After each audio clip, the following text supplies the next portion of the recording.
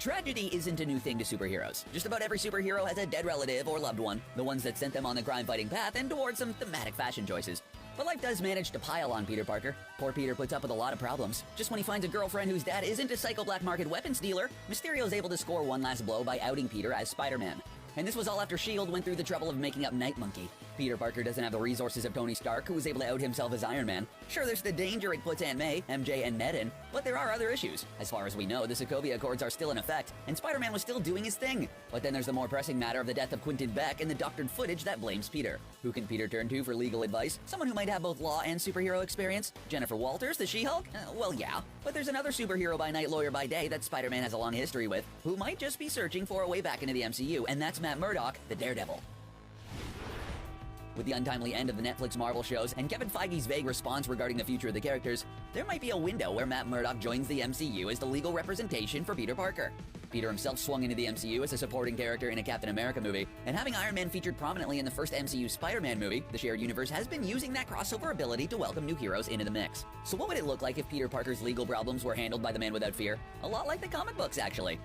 First of all, we have to establish exactly what kind of legal trouble Peter might be in. A lot of that question relies on exactly what is the state of S.h.i.e.L.D. in a post-blip world. Since the founding of the Avengers, S.h.i.e.L.D. has gone from secret and not so secret to OMG, have you heard S.h.i.e.L.D.'s secret? Yeah, they've been infiltrated by Hydra. During the events of Captain America Winter Soldier, when the world found out that Hydra and S.h.i.e.L.D. were making strange bedfellows, Nick Fury also decided to let the world think that the Winter Soldier was successful in killing the head of S.h.i.e.L.D. Since then, the super spy agency has been kinda in and out, but S.h.i.e.L.D. is still more or less underground. While they apparently have the power to reroute a high school summer trip at will, they don't look eager to get into that prime spotlight again. Not to mention that the real Nick Fury is out in space with the Skrulls. How long has Talos been posing as Nick Fury? We don't know just yet. Regardless, S.h.i.e.L.D.'s ability to correct the record regarding Mysterio's mysterious death and Peter Parker's role in it might not be enough, especially with a hot-headed media personality like J. Jonah Jameson heading the charge that Peter should be charged. The issue with the Sokovia Accords is a little trickier, but also one that even a Talos Fury might not be able to handle. After all, Parker was not just working on the request, but the absolute insistence of Fury and S.h.i.e.L.D. If S.h.i.e.L.D. is cooperating with the United Nations on the Accords, then Peter can be a signatory. But S.h.i.e.L.D. and the US government is not allowed to have Peter operate in other countries without their permission. In short, even if Talos, Fury, and S.h.i.e.L.D. did some quick after-the-fact authorization, there's gonna be some legal maneuvers. But with all the resources of both S.h.i.e.L.D. and Stark Industries at Peter's disposal, Happy isn't gonna let Aunt May's favorite nephew get in trouble if he wants that summer fling to last any longer. Why would Peter employ a blind lawyer known for pro bono cases involving criminals apprehended by vigilantes? There's a fair bit of precedent for it. As one of the two prominent lawyers by day, superheroes by night, Daredevil has been involved in the tricky world of superhero law just about everywhere he's been, on the screen or in the pages of the comics. In the comics, Matt Murdock has crossed his moonlighting job and his day job often. In fact, he had a similar issue with his secret identity, and none other than Peter Parker was there to help out his Hell's Kitchen-based superhero colleague by appearing as Daredevil in court for Murdock to question. Surely a courtroom can't have a witness testify in a disguise that violates the Sixth Amendment. That's the one with the confrontation clause that says that someone has the right to be confronted by the witnesses against them. Who said comics weren't also educational, huh? That can be a bit tricky in our regular world without superheroes and secret identities, but in the comic book world, it's even more complicated. Well, the right for vigilantes to maintain their identities while still testifying in court was taken to the Supreme Court by, you guessed it, Matt Murdock. It's a full-on legal drama. Comic books aren't the only place that Matt Murdock has appeared in court on behalf of superheroes. Long ago, in a shared universe that was far less spectacular, there was a popular, if a little dated, live-action TV series for the Incredible Hulk, which gave us the classic line, "Don't make me angry. You wouldn't like me when I'm angry." Years after the end of that show, there was a handful of made-for-TV movies that continued the story of David Banner. Yeah, we meant to say David. The TV people thought the alliteration of Bruce Banner would be too much for the TV audiences. A man who turns into a super strong rage monster was fine, but a guy with a first and last name that started with the same letter was a bridge too far.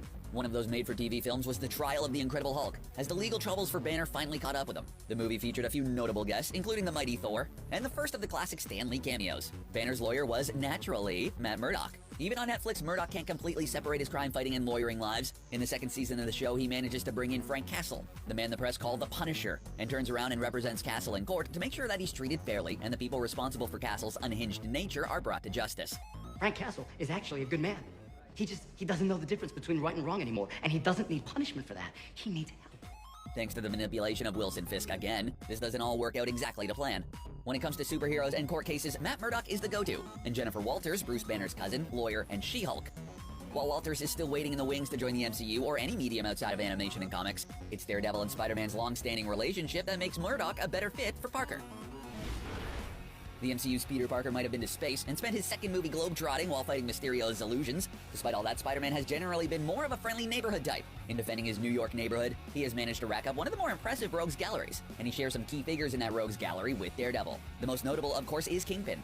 Wilson Fisk made his first appearance in the pages of The Amazing Spider-Man number 50 back in 1967, but over the course of time, Kingpin has also managed to harbor a special hate for Daredevil. At one point, he practically started a war in Hell's Kitchen just to destroy both Murdock and Daredevil. As a result, Spider-Man and Daredevil have teamed up on more than a few occasions. Of course, that's just the comic book history that the two characters have. But it doesn't cover the elephant in the set-top streaming box, does it? Namely, the already critically acclaimed, presumably MCU Daredevil played by Charlie Cox on Netflix. Once the pride of the non-theatrical end of the MCU, the Netflix shows allow the MCU to explore some of its darker and more street-level heroes with more complex stories. It was a perfect fit for the conflicted Catholic superhero, whose stories can take a darker turn.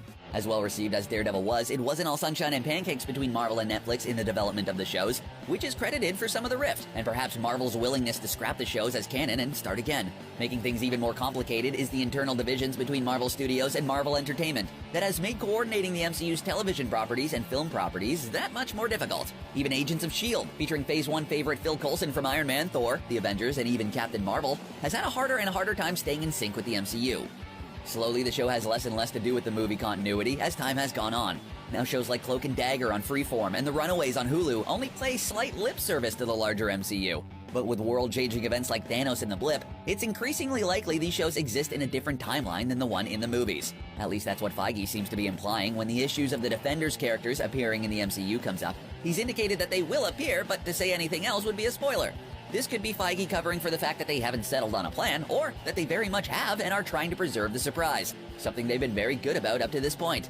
The multiverse is set to take center stage in Doctor Strange and the Multiverse of Madness. Could Strange's trip through the multiverse be how these continuity issues are resolved, thus opening the door for Matt Murdock to represent Peter Parker in court? Time will tell, but there's definitely precedent. Or as a lawyer friend would say, it's arguable.